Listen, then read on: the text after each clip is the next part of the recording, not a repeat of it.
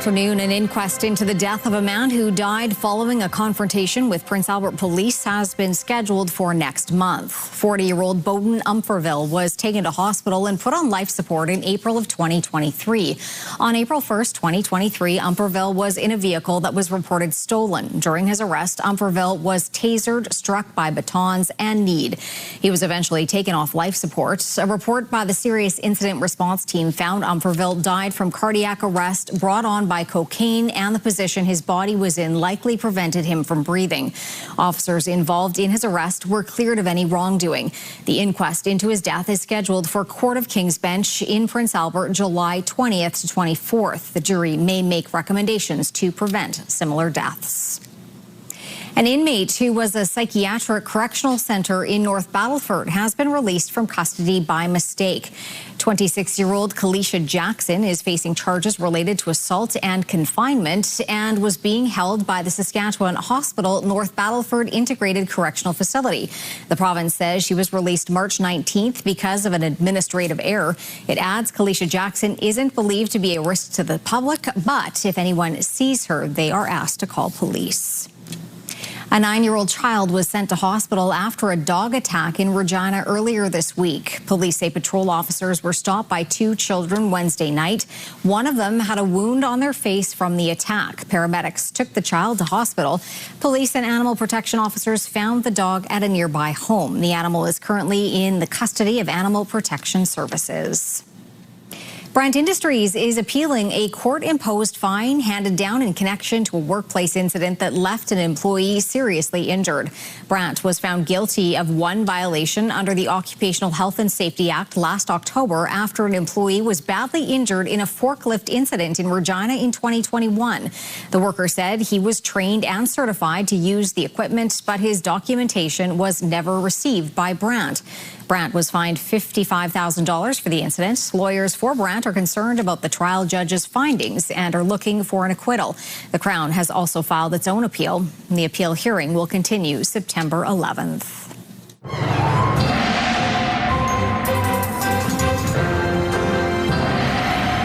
If it was a decent day out there today. Yeah, not too bad. The potential for some showers is still there, and we anticipated that yesterday when we talked about those pop-up thunderstorms or showers that could exist. And that's certainly true. We're starting to see some of that active weather slide across from Alberta into Saskatchewan.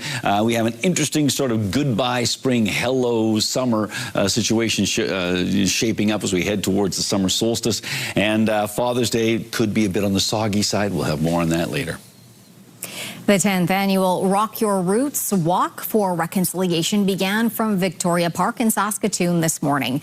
The annual walk honors residential school survivors and serves as a demonstration and commitment to reconciliation ahead of National Indigenous Peoples Day on Sunday. An estimated 7,000 people took part in the walk and met back at Victoria Park to hear drumming from survivors. Mayor Cynthia Block says after 10 years, there is now a generation of kids in Saskatoon who have this event circled on the calendar every year. Children really do lead us if we are supporting those kinds of efforts. And I know that those children are learning things that many of their parents didn't. And how does that help to shape the future for all of us? Organizers say the event has grown every year since it began in 2016, with 5,400 school students attending this morning. The story of a Saskatchewan toddler is helping to raise money for the Jim Pattison Children's Hospital. A couple of years ago, we introduced you to baby Mark, who was in the neonatal intensive care unit at the Jim Pattison Children's Hospital. Baby Mark was born more than 10 weeks premature at just under 1 kilogram. Inspired by his 305-day stay at Jim Pattison Children's Hospital, the family organized an annual Making Our Mark golf tournament, which was recently held at St. Walburg Golf Course. Yesterday, the family announced more than $40,000 was raised in support of the neonatal intensive care unit at Jim Pattison Children's Hospital. Making Our Mark was inspired by the phenomenal care we received during Mark's long stay here at JPCH, but also the way that they innovated and just took care of the whole family while we were here.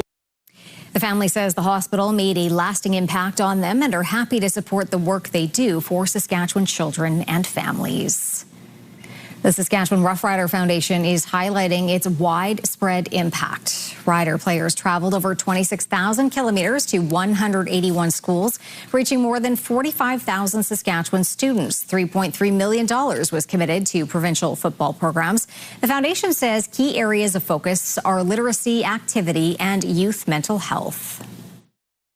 I say to the players every morning, every time I see them in the morning before they go to school or when we do our training with them, and said, you don't know today if you're going to impact a life and help a child make a different decision. And you heard that today, that, keep going. I said, we'll never be able to count it. It's not one of those bean counter things, but know that you will. You will absolutely make an impact on a kid's life here in this province. The league has awarded the last 4 Jake Goddard Veterans Awards to a Saskatchewan Rough Rider. The award is given out to the player who makes an impact on their community.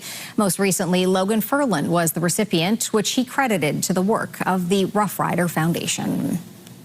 Still to come, a look at the Hygiene Hub in Prince Albert, the support services being offered to those in need in the city.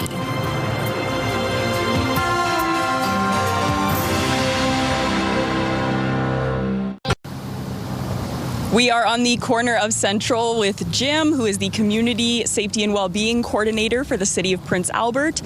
Next to us is the Mobile Hygiene Hub, which is a service that's available during the summer months. We're going to find out some more about it and how it's helping out in the city here. So what exactly is available at this Hygiene Hub? So our Hygiene Hub has 2 bathrooms and a sink and kind of facilities for water and resources for the homeless. And how often does this open during the week? Is it every day or? Yeah, it's Monday to Friday, 8:30 to 3:30 every day. How many years has this service been available to people? So it started running last summer and ran right into November. The bathrooms are heated, so you can use it into kind of when it gets colder. And then it started running again 2 weeks ago. Is that weather-based when it's open and versus when it's closed? Just for really cold weather.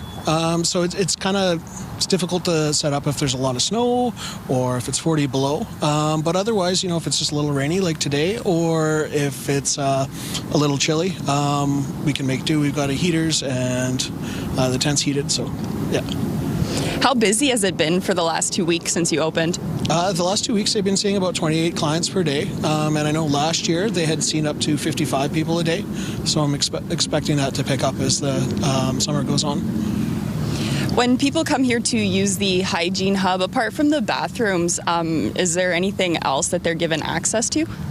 Yeah, so the site's staffed by the Prince Albert Métis Women's Association outreach team, and they have water and food that they can hand out. They can hand out referrals to different programs. So if someone wants to get into treatment or wants to get housing or help with IDs, they're able to provide that.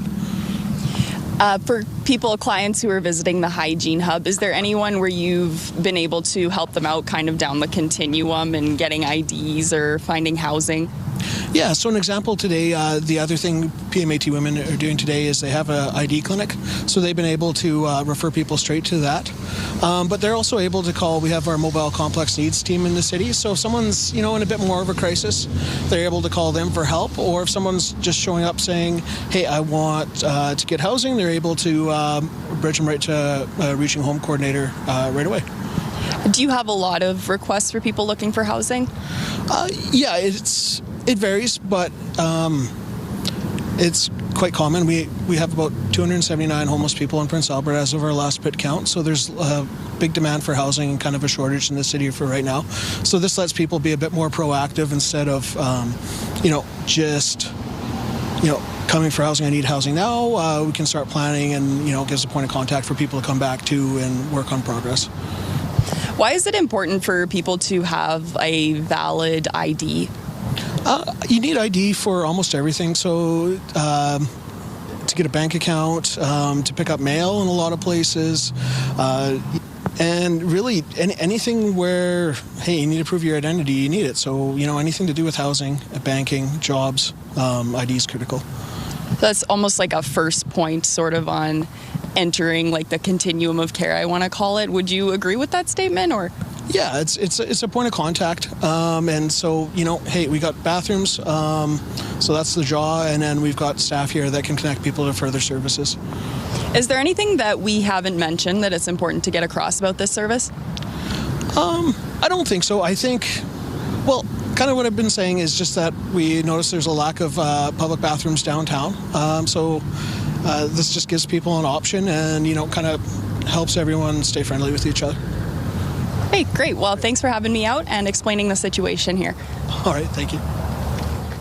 Still to come, quarterback close-up, a look at the CFL's best throwers and the competition they face across the country.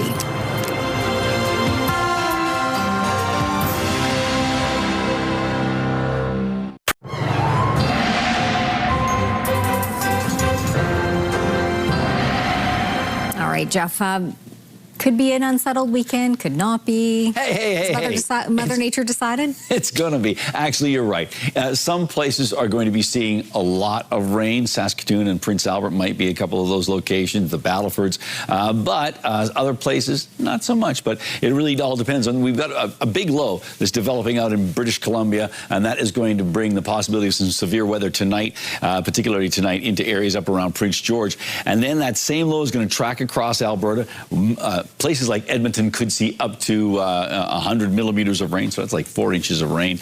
And then it's going to make its way into Saskatchewan, and we'll see how much of that punch is left as we make our way into Father's Day. So that's what's going on in that respect. As we take a look at what's going on with our futurecast, once again, we're still, cools off, no pop-up showers, but there's that low coming across towards Edmonton, sort of along the QE2 highway. There may be a boundary there, and then points west are the places even towards Oyen, which I know is a place where a lot of people stop to gas up on the way to Calgary, and yeah, that place is also inside that bullseye. So we'll keep our eye on all of that as we roll into the next 24 hours. So Spiritwood expecting a chance of showers tonight, 7 degrees, possibility of some showers in many locations. It's just a possibility and a risk of a thunderstorm, but 8 degrees for the Battlefords, 7 in Candle Lake and Birch Hills and in Rostron. As you can see, partly cloudy skies tonight in Rostron and area. Similar situation for Nipawin and Melfort. 7 degrees the expected overnight temperature there. Rolling into Saturday for the Lakeland region and thereabouts. 20 degrees for Spiritwood under cloudy skies. Cloudy in the Battlefords, 22 degrees. 22 in Candle Lake with a bit of sunshine breaking through the cloud deck. That's true of Birch Hills and Rostron and Melfort and Nipawin. So a pretty consistent temperature and sky pattern for Saturday for the region. Now on to Prince Albert. So Prince Albert situation, again, 7 degrees tonight, a 30% chance of showers with partly cloudy skies, a risk of a thunderstorm, not much of a wind. Winds out of the east at 10 kilometers an hour. Easterly winds tend to be a bit on the cool side. And then as we make our way into Saturday, the winds pick up a little bit, so a moderate wind of easterly wind at 20 kilometers an hour under mainly cloudy skies, 22 degrees for a high. And as we take a look at the 7-day forecast, well, here you go. We've got ourselves a not bad situation for Prince Albert and area. So 22 degrees, as we mentioned, for Saturday. And then Sunday, just an even chance of some showers. Now, of course, yesterday I think I was saying it's just going to be cloudy, but it looks like there's still a chance of some showers in the Prince Albert region. 20 degrees, a cool start. The first full day of summer won't feel so summery. 60% chance of showers, 18 degrees, and then a nice warming trend starts to kick into gear. 22 degrees on Tuesday, 23 on Wednesday, Thursday, 26 degrees, and 27 degrees on Friday. So warming up to above seasonal temperatures by the time we hit Thursday, Chantel. All right, thanks, Jeff. Well, bad news for the Riders secondary. Roligan Milligan Jr. has been put on the 6-game injured list with a shoulder injury. Former NFLer Juju Hughes will get the first crack at starting in his boundary halfback spot. Jackson Ford starts at safety in Calgary with Nelson Lacombo on the 1-game injured list. Saturday's showdown will feature 2 great quarterbacks in Trevor Harris and Vernon Adams Jr. But as Donovan Mace tells us, that seems to be the case almost every week in the CFL. Trevor Harris has now thrown for over 400 yards. Quarterback play through the first 2 weeks of the CFL season. A look to the end zone.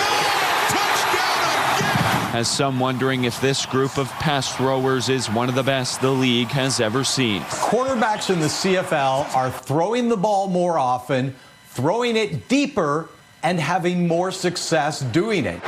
Steps up. Deep throw.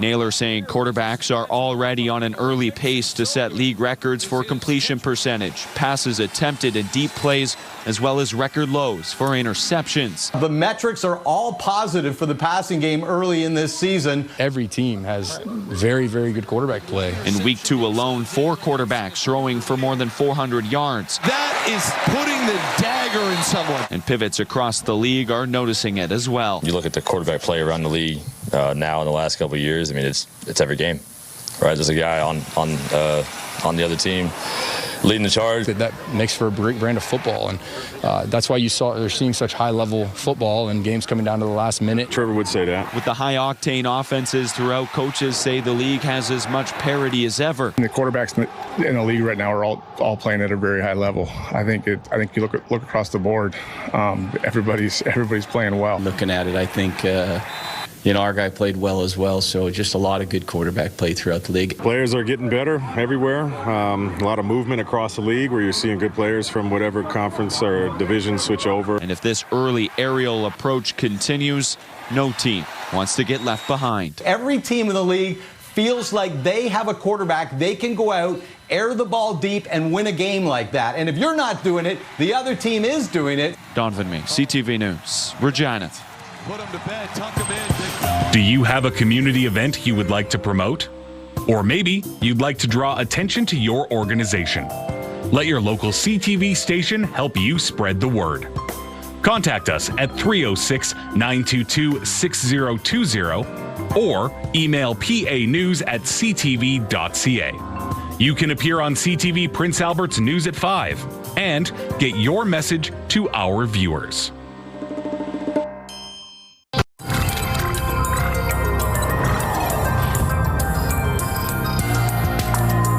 A warning to viewers about this next story. Some may find the details disturbing. Canada's medical community is speaking out after a pediatrician in Quebec took her own life at the age of 35. She left behind a note saying burnout contributed to her decision, with a recent study showing healthcare professionals experience a significantly higher rate of suicidal thoughts than the average person. CTV's Angela McKenzie reports. In April, Dr. Karina Poliquin, a pediatrician in Trois-Rivières, took her own life. She was 35 years old. In the months leading up to her death, while doctors were in negotiations with the Legault government, she spoke publicly about the lack of support for healthcare workers and about her own struggle with burnout. She was very present on social media. She talked about children care, children health. She also denounced the lack of resources in the healthcare system, and her death was like a big shock in the whole medical community. Reporter Marie-Claude Paradis-Desfossés met with one of Dr. Poliquin's friends who shared part of the letter she left behind. I can't ignore the fact that medicine has broken me. This world, despite some incredible people, is so inhuman at times. They add she was worried and says she was given warnings when she spoke to the media. In a statement to Nouveau Info, the regional health board writes, "Our organization has implemented various initiatives to support the mental health of its staff. These include a peer support network, awareness-raising activities, training sessions, and regular reminders about available support resources." But Dr. Poliquin's death could be a symptom of a much deeper problem. Actually, there is more than 11% of the doctors that have had some suicidal thought during the past year. And if you compare with the general population, it's less than 3%. So it's a huge difference. In the same national survey by the Canadian Medical Association, nearly 46% reported high levels of burnout. It rises to 49% among women. 65% of physicians sought psychological support, an 11% increase since 2021. The first thing I said to myself is it could have been me. Dr. Stephen Palinchuk says Dr. Poliquin's death brought him back to a time years ago when he was struggling. He knows at least 5 colleagues who have died by suicide. Now he addresses physician mental health in his podcast. I want to show that we are not alone feeling this kind of way, and the more we talk about it, the better it will be. I started feeling feeling sick to my stomach. Dr. Jean-Paul Brutus suffered burnout twice before deciding to leave the public system. The plastic surgeon says there were clinic days when he would see as many as 100 patients. Many doctors and advocates Nouveau Info spoke to cite work overload, constant pressure, and a lack of resources as contributing factors for burnout. Most of us doctors know doctors who've taken their lives.